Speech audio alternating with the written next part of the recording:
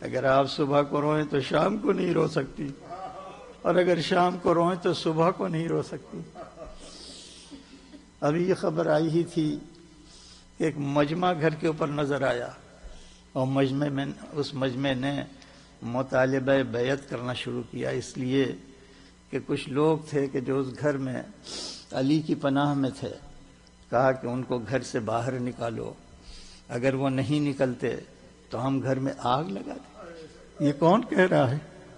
یہ وہی امت کہہ رہی ہے جو رسول کا کلمہ پڑھتی، اور پھر اس کے بعد اس گھر میں آگ لگا دی گئی۔ اب میں بیان نہیں کر سکتا، خالی تصور ہے کہ جلتا ہوا دروازہ اگر کسی خاتون کے اوپر گرا دیا جائے، اس کی پسلیاں ٹوٹ جائیں، اس کی امانت جو شکم میں ہے وہ اس سے ہلاک ہو جائے، اس سے شہید ہو جائے، تو کون احساس کر سکتا ہے اس کے شوہر کے گلے کے اوپر ریسما ڈال دی جائے۔ اس کے بعد پھر وقت آیا کہ یہی وہ ہے کہ جو عین سجدے میں جس کے سر کو دوبارہ کر دیا گیا۔ آپ نے نہ سنا ہوگا کہ کسی کے گھر سے اگر جنازہ نکل گیا ہے تو پھر دوبارہ جنازہ لایا گیا۔ یہی گھر ہے کہ جس گھر سے جنازہ نکلا تو فقط اتنا مطالبہ تھا کہ ہمیں نانا کے پہلو میں دفن ہو جانے،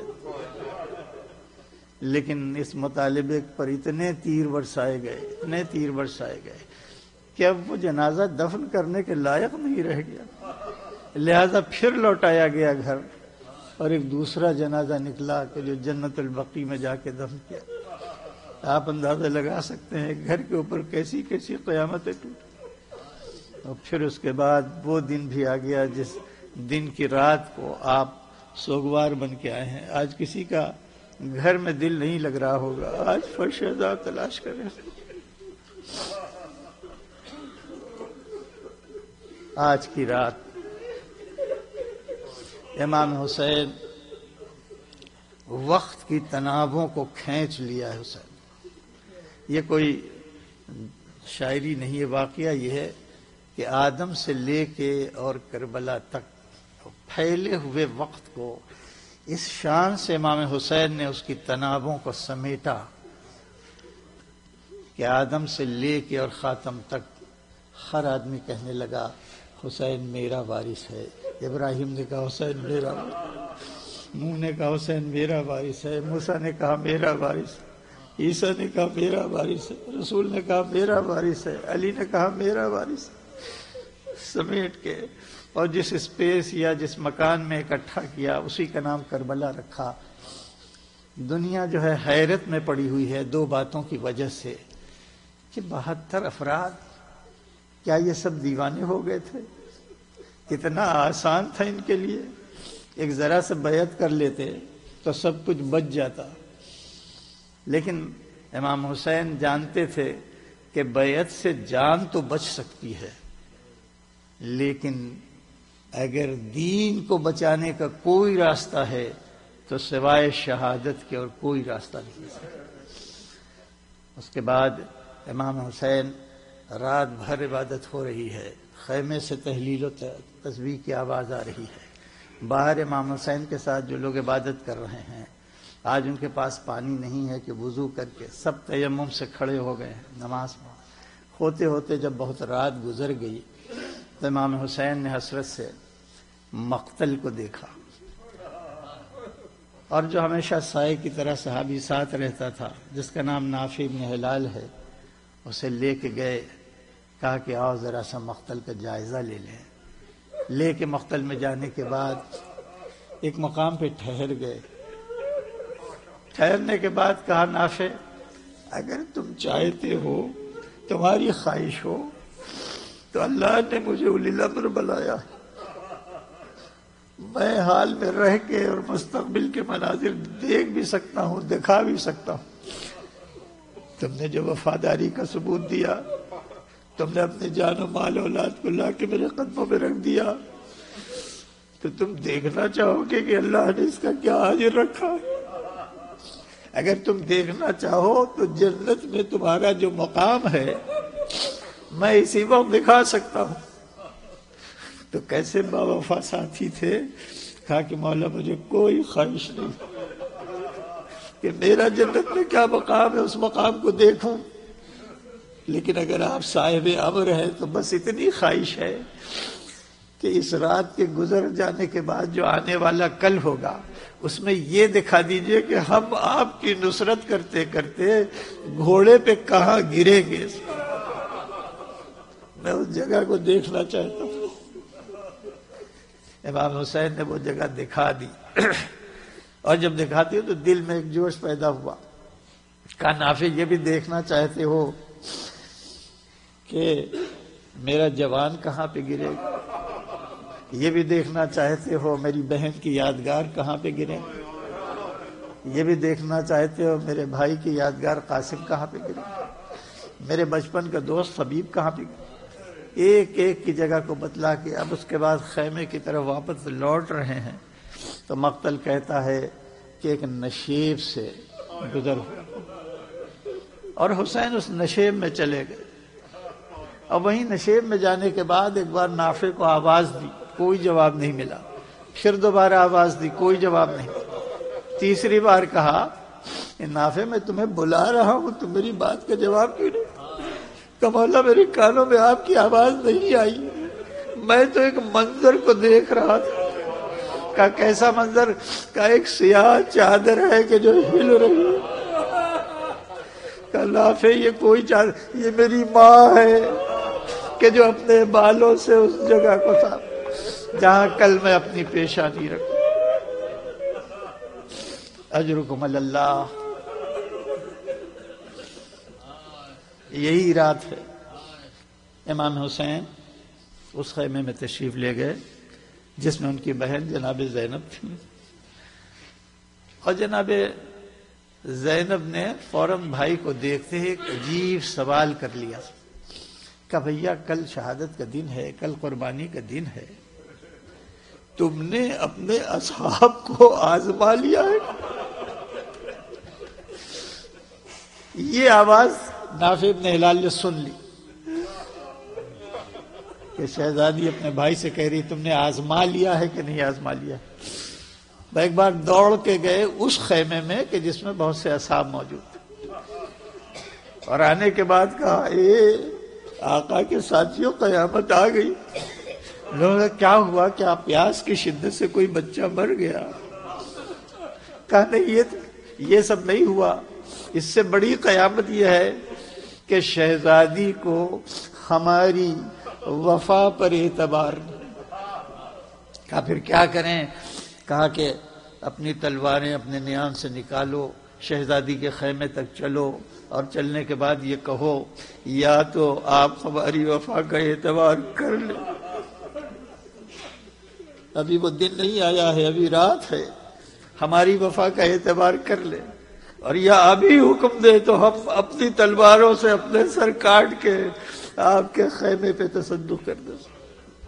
یہی وہ موقع تھا کہ جب حسین نے آواز دی خدا کی قسم جیسے اصحاب مجھے ملے ویسے نہ میرے نانا کو ملے، نہ میرے بابا کو ملے، نہ بھیا کو ملے.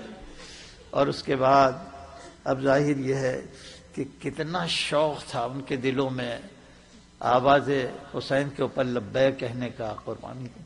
اس لیے کہ ہم نے ہاتھ کو جوڑتے ہوئے بہت سے لوگوں کو دیکھا لیکن پانی کے لیے نہیں آئے تھے، کھانے کے لیے نہیں آئے تھے. حسین نے تو اجازت دے دی تھی کہ تم سب چلے جاؤ، لیکن کوئی جانے کے لیے تیار نہیں تھا. اور اس میں بھی بہت سے لوگ ہیں، سسکیوں کی آواز آنے لگی، لوگ خاموشی سے گریہ کرنے لگے فقط اس بات پر کہ حسین نے کہہ دیا کہ چلے جاؤ. کوئی اٹھ کے کہتا تھا کہ جن کی ماؤں نے اسی دن کے لیے پیدا کیا وہ کہاں جائے.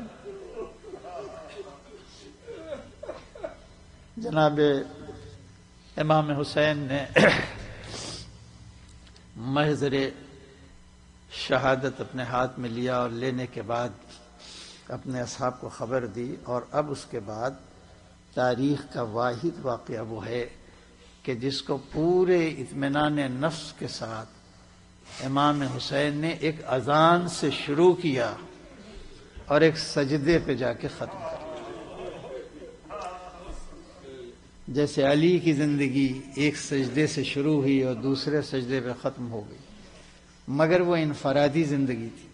آج حسین نے اجتماعی زندگی کو ایک اذان سے شروع کیا اور ایک سجدے پہ جا کے ختم کیا۔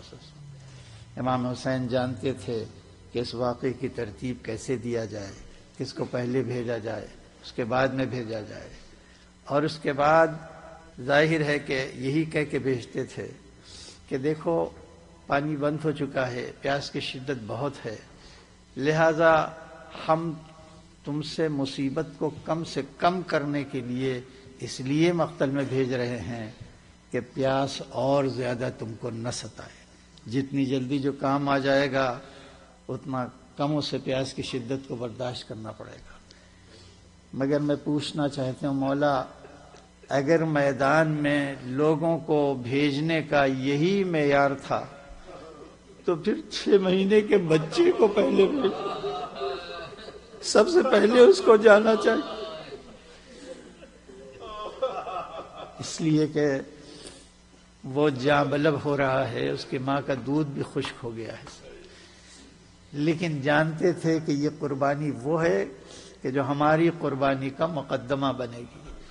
ہم اس چھوٹی سی قربانی کو پورے محضر شہادت کی مہر بنانا چاہتے ہیں، لہذا لوگ جاتے رہے، حسین لاشیں لاتے رہے۔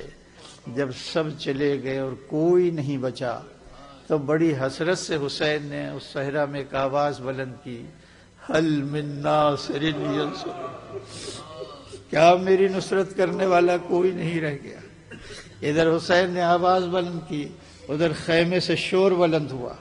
جب حسین خیمے کی طرف گئے تو ان کو اطلاع دی گئی آپ کی آواز استغاثہ پر اس بچے نے کہ جو زبان سے لبیک نہیں کہہ سکتا تھا، اس نے پورے جھولے سے اپنے کو گرا دیا ہے، پورے اپنے وجود کو لبیک بنا کے، اور اس کے بعد اس کا منظر دیکھ کے ہم بیویوں نے ضبط نہیں کر پائے، لہذا ہم نے شور گریہ بلند کیا۔ امام حسین نے کہا کہ بچے کو لایا جائے۔ جناب رباب بچے کو لے کے آئیں، حسین کے ہاتھ پر رکھا، اور رکھنے کے بعد ایک بار حسین نے کہا کہ یہ بچہ اتنا چھوٹا ہے، اتنا کم سن ہے، ہم جہاں جا رہے ہیں وہاں بھی بہرحال صاحبان اولاد ہیں، لاؤ اگر اس کے لیے پانی مانگیں گے تو عجب نہیں ہے کہ پانی دے دیں گے۔ یہ کہنے کے بعد ایک بار بچے کو لیا، اپنی ابا کا سایہ کیا اور بہت آہستہ آہستہ بڑھنے لگے۔ سارا مجمع دیکھ رہا تھا اور یہ سوچ رہا تھا کہ شاید اب حسین کا پیمانے صبر جھلک گیا ہے، حسین صلح کے لیے آ رہے ہیں، اور یہ ابا کے نیچے کتاب الہی ہے جسے لے کے آ رہے ہیں، قرآن ہے کہ جسے لے کے آ رہے ہیں۔ لیکن جب ایک بلندی پر پہنچے اور پہنچنے کے بعد آپ نے ابا کا دامن الٹا تو لوگوں نے اپنی کوکھ پکڑ لی۔ ایک بہت ہی حسین ننھا سا بچہ تھا کہ جو حسین کی آغوش، یہ منظر دیکھ کے کتنے لوگ تھے کہ جو مشق لے کے فرات کی طرف چل پڑے، اور پھر ابھی تک پانی نہیں ملا۔ امام حسین نے کہا اس کی ماں کا دودھ خشک ہو گیا ہے، اسے پانی پلا دو، اور یہ کہہ کے جلتی زمین پہ بھی رکھ دیا۔ شاید تمہیں اس بات کا خیال ہو کہ میں پانی پی لوں، تو اپنے ہاتھ سے اسے پانی پلا دو۔ اور بس جلتی زمین سے جب اٹھایا تو ایک بار فوجوں میں انقلاب آیا، اور یہ انقلاب دیکھ کے کہ لوگ فرات کی طرف مشکیزہ لے کے دوڑ رہے ہیں، ایک بار پہ سر سعد نے کہا اینا اینا ہرملا، ارے ہرملا کہاں ہے؟ ہرملا آیا تو اس نے اپنی اقطع کلام الحسین، اس کی ہمت نہیں ہے کہ جو یہ کہہ دے کہ تیر مار دے اس بچے کو، بجائے اس کے کہ اس بچے کو تیر مارے، اس کا ضمیر گوارا نہیں کر رہا ہے کہ بچے کا نام لیا جائے اور تیر سے اسے جوڑا جائے۔ کہتا ہے اقطع کلام الحسین، کلام حسین کو قطع کر دے۔ ہرملا اس کا مطلب سمجھ گیا، اور اسی مطلب کے سمجھنے کا نتیجہ تھا کہ اس نے ترکش سے وہ تیر نکالا کہ جو قد میں بالکل علی اصغر کے برابر تھا، اس کے 3 پھل تھے۔ اس کے بعد نہ بڑا نشانہ باز تھا کہ اس نے دیکھا کہ کہاں پہ کھڑے ہیں حسین، کہاں پہ ہے اس کا گلا، اور اپنے آنکھوں میں پٹی باندھ کے ایک بار اس کمان کو، اس چلے کو اپنی طرف کھینچا۔ جب یہ کر رہا تھا تو ایک شخص کہہ رہا تھا کہ اتنا بڑا تیر انداز، یہ تیرا ہاتھ تھر تھرا کیوں رہا، کیوں نہیں تیر کو رہا کر دیتا؟ کہ جب میں تیر کو رہا کرنے کا ارادہ کرتا ہوں تو کوئی بزرگ ہے جو میری جگہ، وہ کہتا میں تیر مارنے سے منع نہیں کرتا، مار لے تیر، بس اتنا بتا دے کہ اس بچے کا قصور کیا ہے، اس بچے کی خطا کیا ہے۔ بہرحال تیر کو رہا کیا، اس کے ہاتھ میں کپ کپی تھی۔ پھر کسی نے پوچھا کہ میں رہا تو کر دوں، مگر دل میں خیال یہ آتا ہے کہیں خیمے سے اس کی ماں دیکھ نہ رہے۔ بہرحال تیر رہا ہوا، ٹھیک جا کے گلے پہ پڑا، ایک پھل حسین کے بازو پر اور ایک پھل جو ہے وہ کان کو چیرتا ہوا تھا۔ خدا کی قسم یہ حسین کا کلیجہ تھا کہ اس بچے کو لے کے بیٹھ گئے، تیر کو نکالا، ننھے سے گلے میں سے جو خون تھا اسے اپنے ہاتھوں میں لے لیا، لے کے ایک بار آسمان کی طرف پھینکنا چاہا، سوازی مولا ہم اسے برداشت نہیں کر سکتے، زمین کی طرح ہم اسے برداشت نہیں، اپنے چہرے پہ مل کے کہا میں اسی شان سے اپنے مالک کی بارگاہ میں جاؤں گا۔ اتنا تو کر لیا، مگر اب اس بچے کو اس ماں کی طرف لے جانا ہے کہ جس ماں سے وعدہ کر کے آئیں گے پانی پہ۔ اسی لیے چند قدم آگے بڑھے، ہمت نہیں پڑی، پھر پیچھے چلے آئے، پھر آگے بڑھے اور یہ کہتے جاتے ہیں رضن بقضائہ و تسلیما لامرہ۔ بہرحال خیمے کے پاس پہنچے، سب سے پہلے ننھی سی بہن علی اصغر خیمے پہ آئے، خیمے کے در پہ آئی، اور ابھی ابا کا دامن ہے کہ جو پڑا ہوا ہے، اسے نہیں معلوم کہ بچہ پانی پی کے آیا ہے یا تیر کھا کے آیا ہے۔ لہذا جب حسین قریب ہوئے تو کیا کہے، ایک بار اپنے ابا کے دامن کو الٹا، خدا نہ کرے کہ کسی 4 برس کی بہن کو اپنے بھائی کا یاد۔ ایک بار سکینہ نے ماں کو جا کے خبر دی، رباب در خیمہ کے اوپر آئی تو اور کچھ نہیں کہا، فقط اتنی بات کہا امثلو کا ینہر، اے بیٹا کیا تیرے سن و سال کے بچے بھی نہر کر دیے جاتے ہیں؟ اس لیے کہ نہر اونٹ کیے جاتے ہیں، دور سے نیزہ مارا جاتا ہے، کیا تیرے سن و سال کے بچے بھی نہر کر دیے جاتے ہیں؟ اور یہ کہنے کے بعد ماں کی آنکھوں کے سامنے اندھیرا چھا گیا، کچھ نہیں دکھائی دیا۔ تھوڑی دیر کے بعد جب ذرا سا ہوش آیا تو کہا میرا وارث کہاں ہے؟ اس بچے ننھی سی میت کو لے کے کہاں چلا گیا؟ لوگوں نے بتایا کہ خیمے کے پیچھے گئے ہیں۔ اب خیمے کے پیچھے کیا کرنے گئے ہیں؟ کہا کہ ایک ننھی سی لحد بنا رہے۔ کہا کیا بچے کو زمین کے اوپر رکھ دیا ہے؟ کہا نہیں، بہن زینب اپنے ہاتھ میں بچے کو لیے ہوئے، حسین لحد کو کھود رہے ہیں۔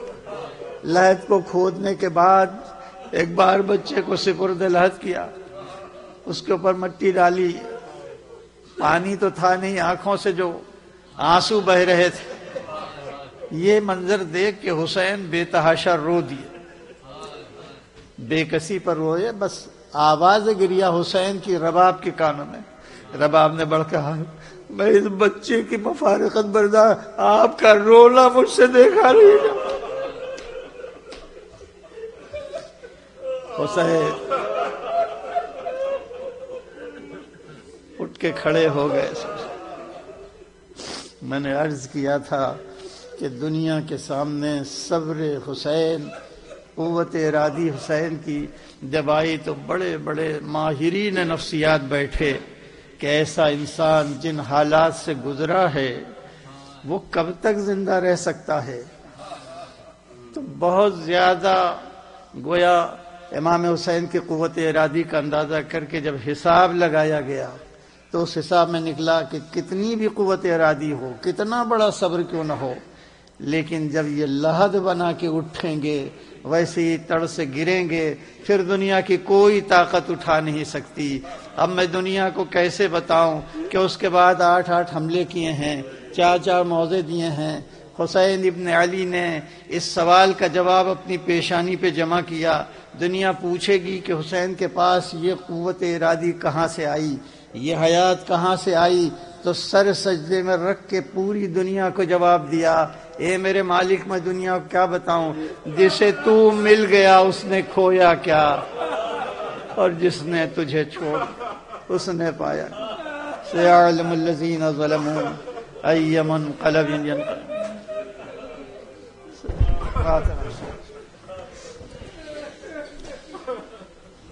شیخ کہتے تھے زینب تمہیں اللہ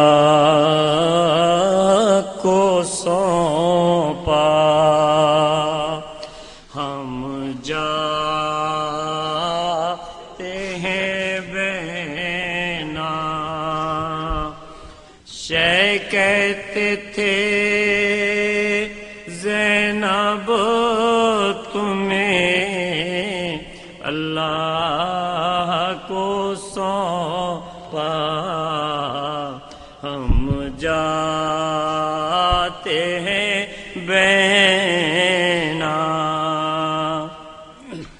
ہوشیار ہو وقت آیا برادر کی قضا کا، ہم جاتے ہیں بینا۔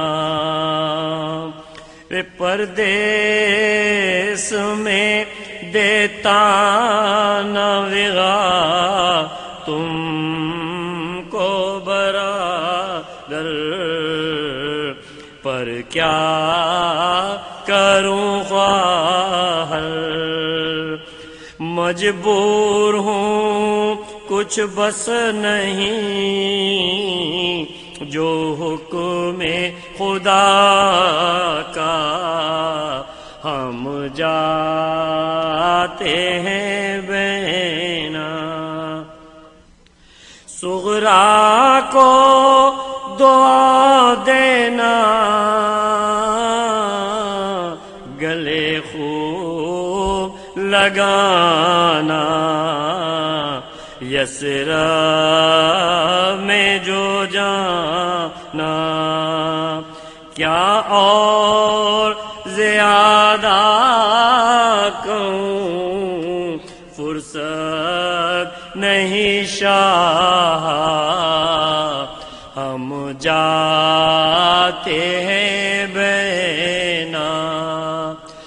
کہنا کہ تیری یاد میں صغرا تیرا بابا حسرت زدہ اٹھا، گر پانی ملے فاتحہ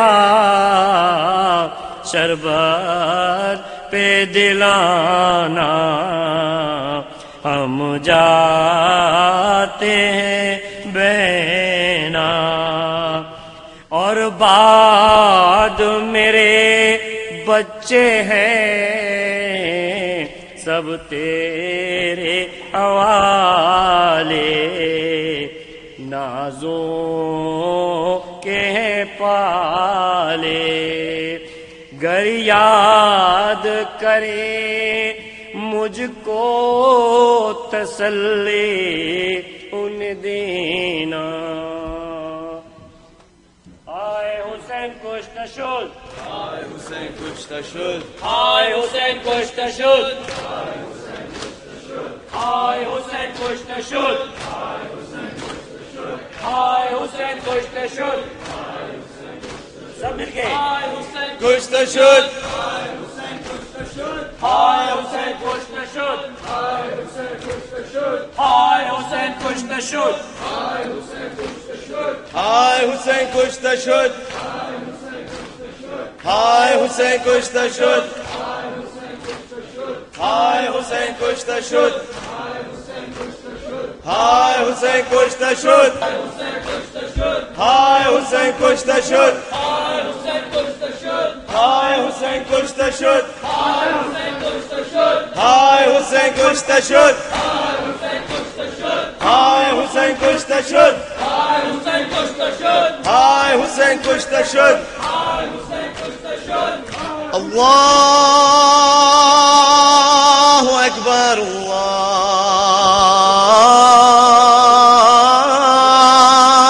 Allahu Ekber.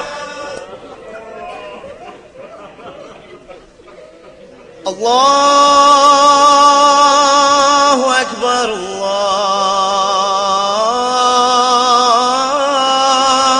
Allahu Ekber.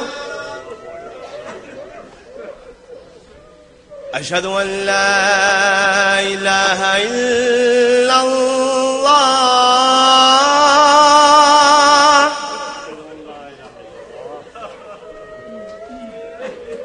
أشهد أن لا إله إلا الله.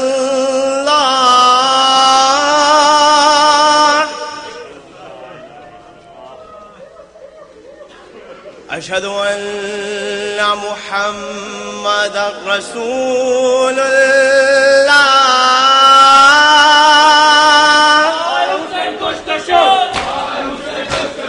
Hay Hüseyin kuşta şut. Hay Hüseyin kuşta şut.